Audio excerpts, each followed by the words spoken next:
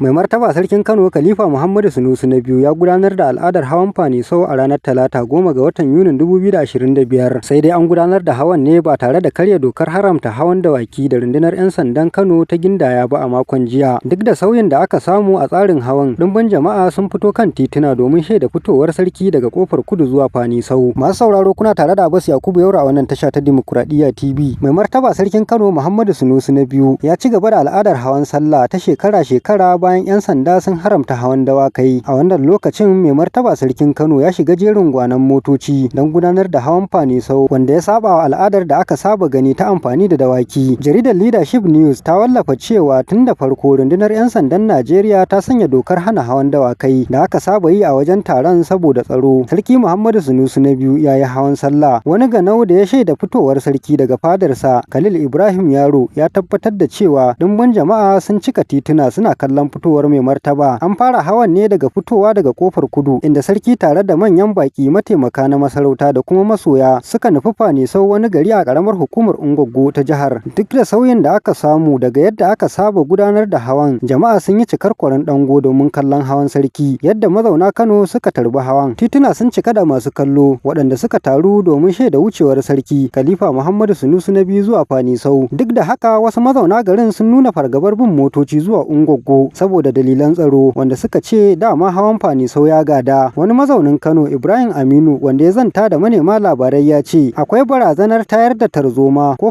faɗace-faɗace da wasu matasa ke yi a lokacin hawan Fanisau, ya sanya al'umma kan ƙauracewa hawan baki ɗayansa. Ni ma ba zan je ba, duk da kuwa ina son hawan Fanisau sosai. Wannan ita ce shekara ta biyu a jere da rundunar 'yan sandan jihar Kano ta sanya dokar hana hawan dawakai a hawan sallah, inda suka bayyana barazanar tsaro a matsayin dalilin hana hawan. An samu bayanai kan jifan Sarkin Kano. A wani labarin mun rawaito cewa wani al'amari da ya ɗauki hankalin jama'a lokacin da ake bikin hawan Nasarawa, inda aka hangi wani abu ya faɗo a kusa da hular Khalifa Muhammadu Sunusi na biyu. Sai dai wani mai ɗaukar hoto da ke wurin, Salim Aminu, ya fito fili ya bayyana gaskiyar abin da ya faru. Ya tabbatar da cewa ba dutse aka jefa ba kamar yadda wasu ke zargi ya faru. A cewar Salim Aminu, yana cikin sarrafa na'urarsa zai zagaya inda mai martaba ke jawabi yayin hawan Nasarawa, sai batirinsa ya yi sanyi, lamarin da ya sanya ya faɗo kusa da sarkin.